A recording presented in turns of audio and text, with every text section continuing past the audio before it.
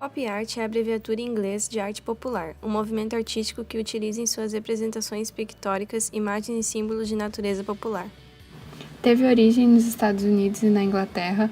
O movimento foi batizado em 1954, quando o crítico inglês Lawrence Alloway assim o denominou, ao se referir a tudo o que era produzido pela cultura em massa no hemisfério ocidental, especialmente aos produtos vindos da América do Norte.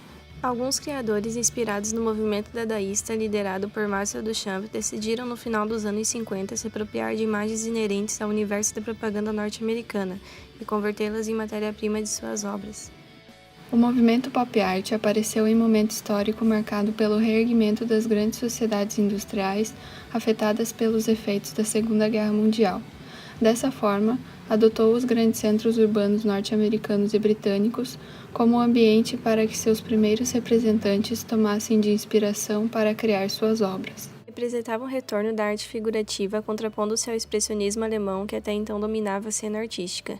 Agora era a vez da cultura em massa, as imagens televisivas, as fotos, as histórias em quadrinhos, as cenas impressas nas telas dos cinemas e a produção publicitária.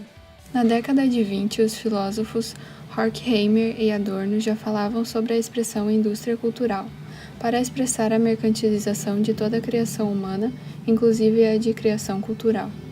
Nos anos 60, tudo é produzido em massa, e cria-se uma aura especial em torno do que é considerado popular. Deste campo, transplantam-se as simbologias para que rompam-se todas as possíveis barreiras entre a arte e o povo. Há um certo fascínio em todo o modo de vida da população dos Estados Unidos. Entre os principais artistas da pop art destacam-se Andy Warhol, considerado o papa do pop art, Peter Blake, Wayne Thiebaud, Roy Lichtenstein e Jasper Johns. Os artistas recorrem à ironia para elaborar uma crítica ao excesso de consumismo que permeia o comportamento social, estetizando os produtos massificados. Esses objetos que fazem parte do dia a dia da massa são multiplicados em porte bem maior. Todavia, a pop art parece censurar o consumismo, não abstrai dos itens que integram o circuito do consumo capitalista. Exemplo disso são as famosas sopas Campbell e as garrafas de Coca-Cola criadas pelo artista Andy Warhol.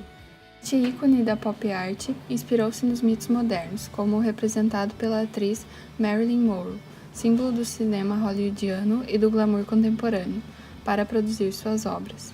Ele procurava transmitir sua certeza de que os ídolos cultuados pela sociedade do século XX são imagens sem personalidade e sem consistência, e para isso utilizava técnicas de reprodução que simulavam o trabalho mecanizado. Nessa mistura de imagens que constitui o pop art, o que antes era considerado de mau gosto se transforma em modismo.